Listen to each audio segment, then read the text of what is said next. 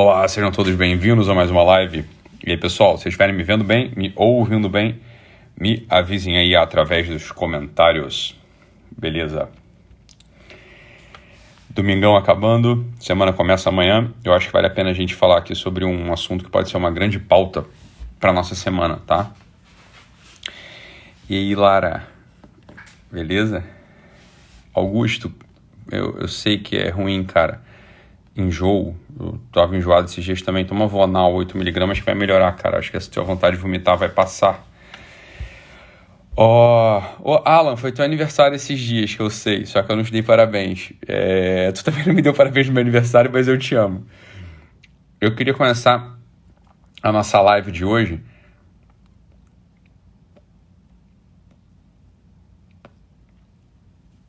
lendo um pequeno textinho, um pequeno parágrafo, tá? Que diz o seguinte.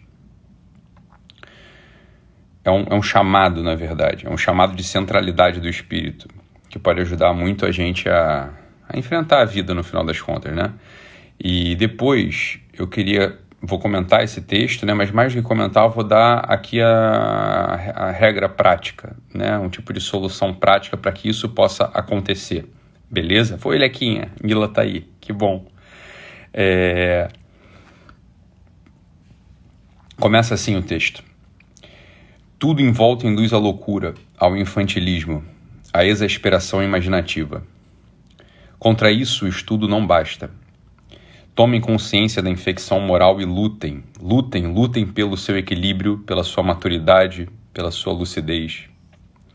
Tenham a normalidade, a sanidade, a centralidade da psique como um ideal. Prometam a vocês mesmos ser personalidades fortes, bem estruturadas, serenas no meio da tempestade, prontas a vencer todos os obstáculos com a ajuda de Deus e de mais ninguém. Prometam ser, e não apenas pedir, obter, sentir, desfrutar. Esse texto é do professor Olavo.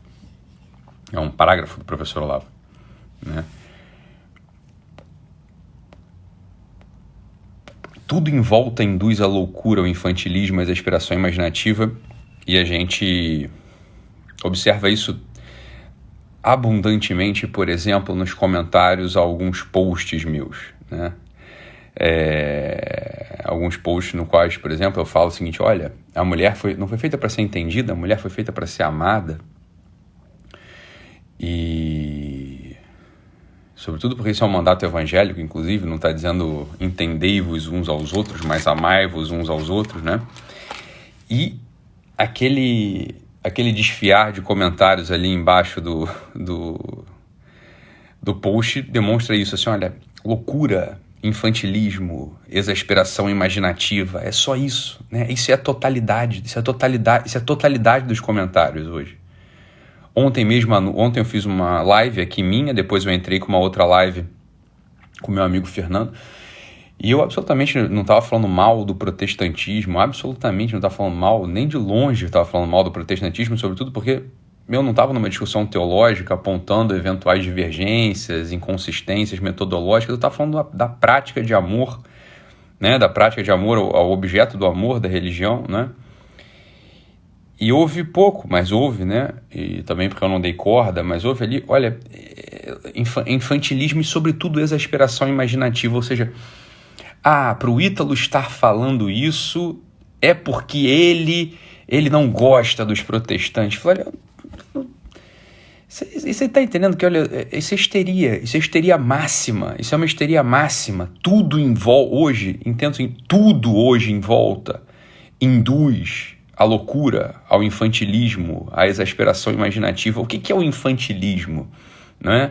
O que é o infantilismo? O infantilismo é justamente essa tendência do homem de imaginar que o universo vai ser moldado pelas suas crenças e seus desejos. Isso é um infantilismo, inclusive isso é um infantilismo absolutamente soprado e que ganha corpo com algumas correntes do mal coach hoje em dia, né? Do mal coach hoje em dia, né? Que basta acreditar, vamos projetar, vamos cocriar universos, vamos cocriar realidades e tudo acontecerá. Olha, meu filho, Eu quero conviver com homens e mulheres adultos e maduros, você tá entendendo? Isso é cansativo demais, você sabe? Assim, bem, olha, com os meus alunos, eu tenho toda a paciência do mundo e todo o amor do mundo para lidar com eles, com todo o amor do mundo e toda a calma do mundo, eu vou falar com eles do modo mais cordato, né? Do modo, né, mais gentil. Quem é meu aluno presencial sabe, né? Com todo o amor do mundo. Agora, pro círculo pessoal de relacionamento, não dá para conviver com gente assim, você tá entendendo? Olha, são pessoas que são absolutamente infantis. Olha, eu sei que você quer isso tudo, meu querido, mas o que você tá fazendo, por exemplo, né? Isso é o infantilismo.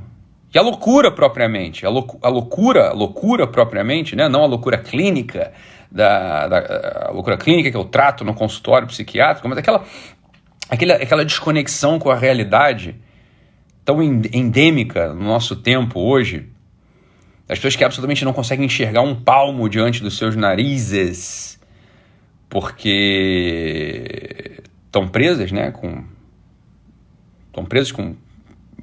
crenças estúpidas, com crenças infantis. Por exemplo, a gente fala sobre questões históricas, por exemplo, né?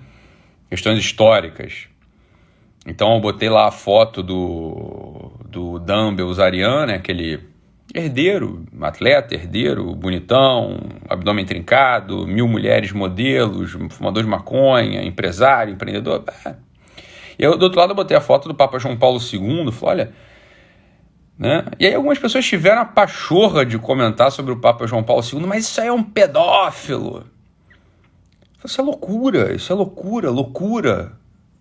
uma desconexão da realidade brutal, não conhece nada, é um desconhecimento da história absurdo desconhecimento da história, não sabe que foi o Papa João Paulo II, inclusive, né, que disciplinou a celeridade dos casos, a celeridade da tramitação dos casos de denúncia daqueles padres que de fato estavam com processos canônicos pendurados e morosos. Ele foi uma das pessoas que mais incentivou que isso fosse resolvido. Falou, olha, entende? Você está falando disso por quê? Quem está falando que o Papa João Paulo II é pedófilo? Você é louco. Tudo em volta induz à loucura, ao infantilismo e à exasperação imaginativa. Imaginar que o doutor Ítalo sei lá, né? Aí você imagina o que você quiser, né? O problema é o seguinte, contra isso o estudo não basta. Né?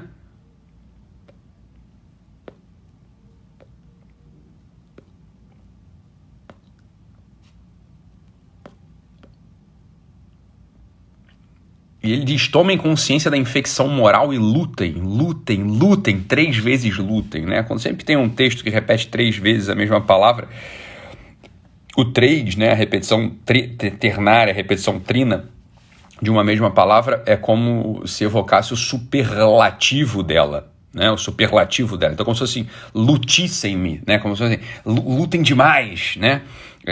Como é santo, é o equivalente a santíssimo, né? Então, lutem. É uma luta superlativa, é uma luta acima de tudo pelo equilíbrio, pela maturidade e pela lucidez. O equilíbrio, a maturidade e a lucidez. Porque, do contrário, óbvio, você se torna uma criança, você se torna um rato, um cachorro, uma pessoa absolutamente estúpida, uma pessoa com a qual não se pode contar, uma tristeza sem fim, né?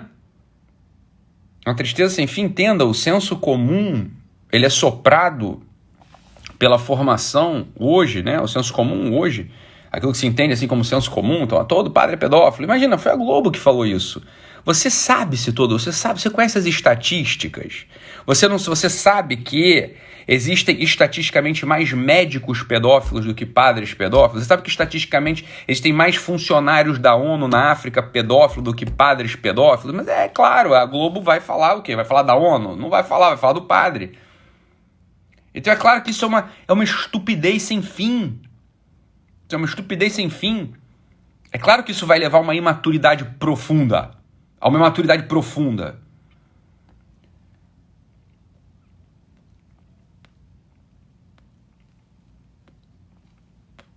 ter a normalidade, a sanidade e a centralidade da psique como um ideal.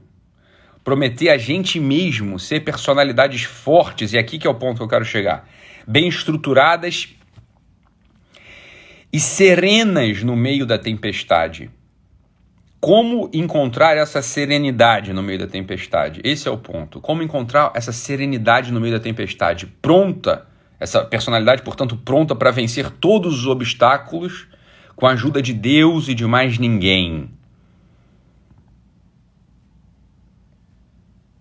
Com a ajuda de Deus e de mais ninguém. Como encontrar essa serenidade? Olha, uma das formas de encontrar a serenidade, essa serenidade, é mais uma vez ir contra aquela fórmula, né?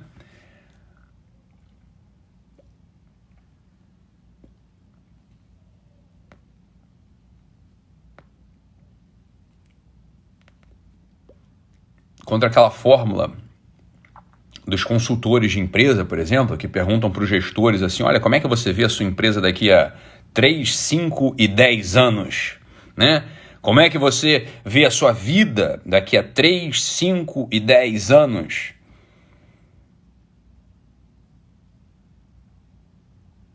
Olha, francamente falando, que pergunta estúpida para uma biografia individual, para uma empresa talvez faça sentido. Agora, para uma pessoa, você planejar o seu tempo, você planejar os seus atos para daqui 5, né? Como é que eu vou estar daqui 5, 10, sei lá, 20 anos? Qual é a diferença que isso faz, meu filho? Você lá sabe se você vai passar de hoje, porra. Você lá sabe se você vai chegar a ter mais 3 anos de vida, mais 5 anos de vida, mais 10 anos de vida. E mais. E mais.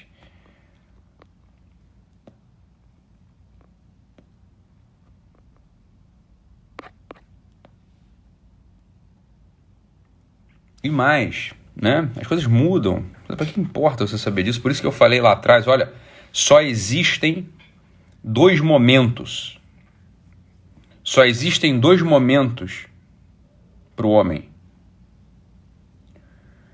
E é diante desses 2 momentos que a gente projeta os nossos atos. Os atos, eles sempre têm que ser, os atos humanos, eles sempre têm que ser confrontados com 2 momentos. Não assim, olha, o que eu estou fazendo aqui, o que isso vai me construir daqui 5 anos? Você psicologicamente não tem como acessar isso. Essa live que eu estou fazendo aqui agora, para onde ela vai me conduzir daqui 3 anos? Daqui 5 anos? Daqui 10 anos? Que pergunta estúpida. Isso é coisa de quem não... Isso é metodologia vagabunda. Você tá entendendo? Pra que você grava? Por que eu gravo essa live aqui agora? Esse ato? O ato que eu estou cometendo agora aqui. Pra que eu gravo essa live? Porque eu só vou gravar essa live se essa live tiver uma importância agora e diante da hora da minha morte. Se essa live ela tiver uma importância agora e diante da minha morte, eu vou gravar essa live.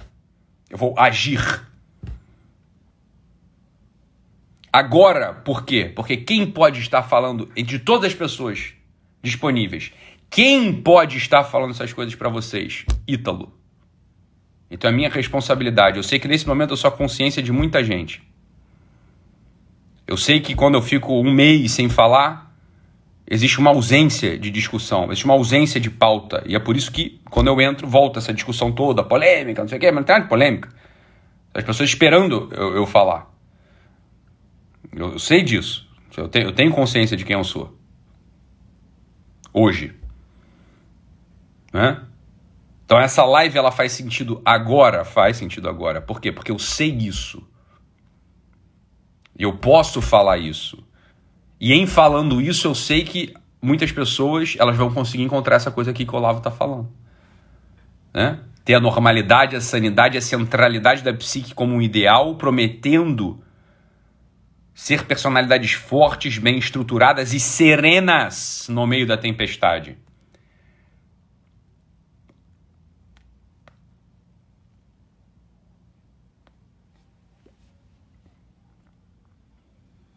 O agora é esse, olha, o agora.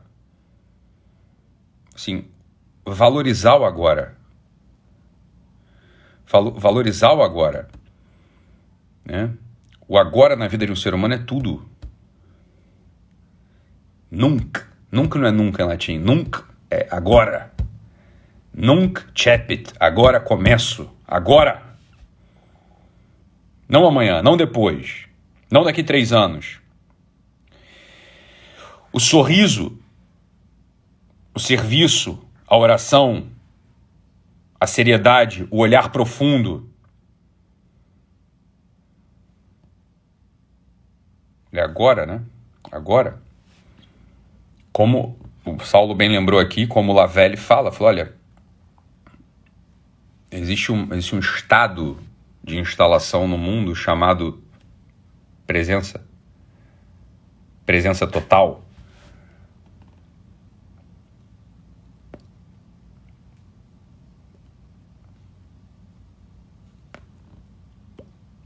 E esse agora sempre orientado ao seguinte, olha, é que esse agora é ele que conecta a gente com a nossa morte. É ele que faz com que a hora da nossa morte seja uma hora com sentido ou sem sentido. Será uma boa hora ou uma má hora. A hora da morte será pra gente uma hora familiar, plena de sentido, de serenidade no meio da tempestade. Será essa hora derradeira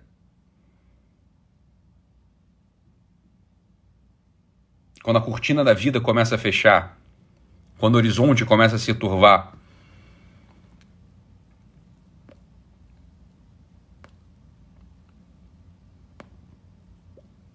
Ainda assim vai ter vida dentro da gente? Olha, só vai ter vida na hora da nossa morte se cada segundo tiver sido preenchido com esses agoras intensos, com esses agoras presentes. Olha, o tempo que você tem para se converter, o tempo que você tem para amar, o tempo que você tem para servir, o tempo que você tem para sorrir, não é amanhã, não é depois, não é daqui 2 anos, é agora. É agora. Então os olhos de um ser humano, nós temos 2 olhos. Os olhos de um ser humano, quando a gente age, a gente olha, os olhos de um ser humano, eles têm sempre que estar postos nesses 2 lugares. Para quê? Né? Aqui, ó, prometam ser e não apenas pedir, obter, sentir, desfrutar. Pedir, obter, sentir, desfrutar são atividades próprias daquele ser humano que perdeu essa dupla dimensão do olhar. Daquele ser humano que já não olha nem mais para o agora e nem mais para a hora da sua morte.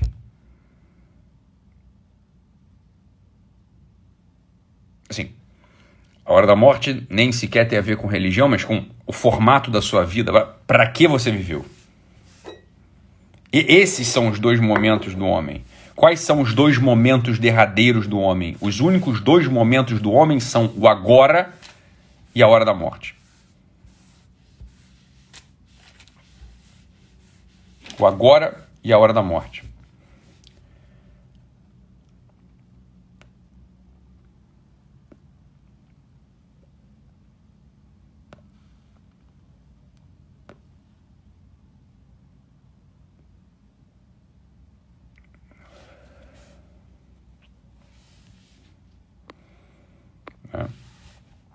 São os 2 momentos da vida do homem. Isso vai construir a tua personalidade forte, madura, meu filho.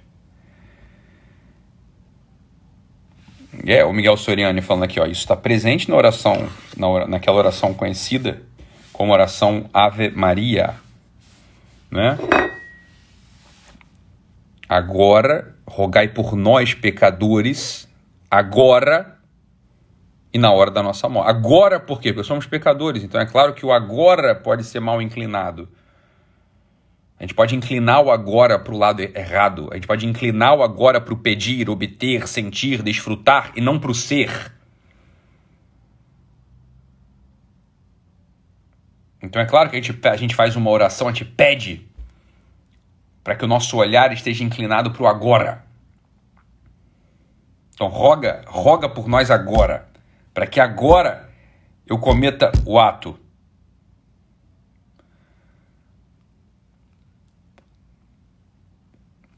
Que me aproxima de um sentido na hora da minha morte.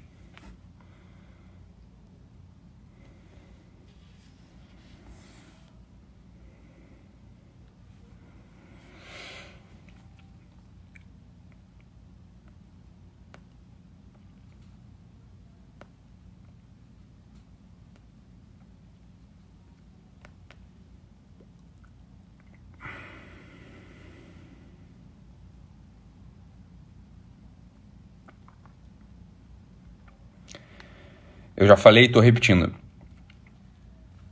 Existem 4 narrativas possíveis, né? Existem 4 narrativas possíveis para o ser humano, né? Uma delas não faz sentido nenhum, porque uma delas é o desejo de pedir, obter, sentir, desfrutar.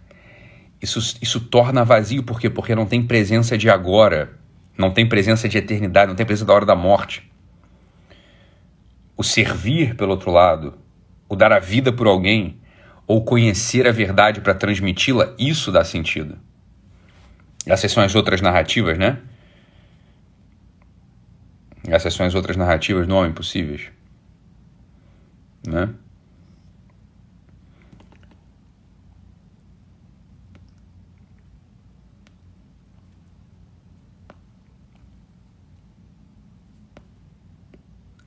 Tá? Então essa que é a ideia, né? Então tudo em volta induz à loucura, ao infantilismo, à exasperação imaginativa. Contra isso o estudo não basta. Tomem consciência da infecção moral e lutem pelo seu equilíbrio, pela sua maturidade, pela sua lucidez. Tenham a normalidade, a sanidade, a centralidade da psique como um ideal. Prometam a vocês mesmos ser personalidades fortes, bem estruturadas, serenas no meio da tempestade, prontas a vencer todos os obstáculos com a ajuda de Deus e de mais ninguém. Prometam ser, e não apenas pedir, obter, sentir, desfrutar. Contra isso tudo, o estudo não basta. O estudo não basta.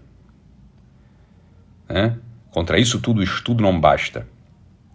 O que é necessário, então? Uma firme determinação de estar presente no agora, com vistas à hora da própria morte.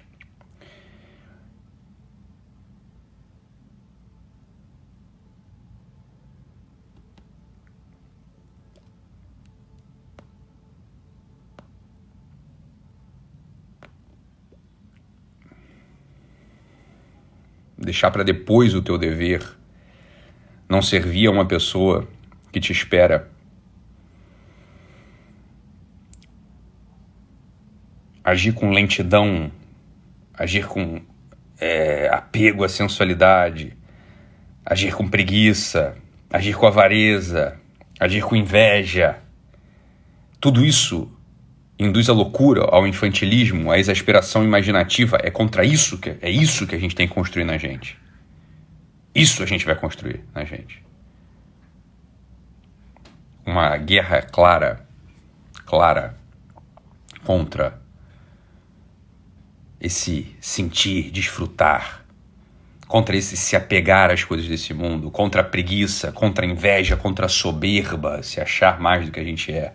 Olha, é contra essas coisas que a gente luta todo dia. E aí o agora começa a ter peso. E aquela hora final, aquela hora derradeira, que é a hora da nossa morte, bem, ela parece esplendorosa na nossa frente. E pra gente já não será mais susto, temor, pavor. Vai ser a consequência natural de uma vida densa, gasta, bem vivida, cheia de sentido.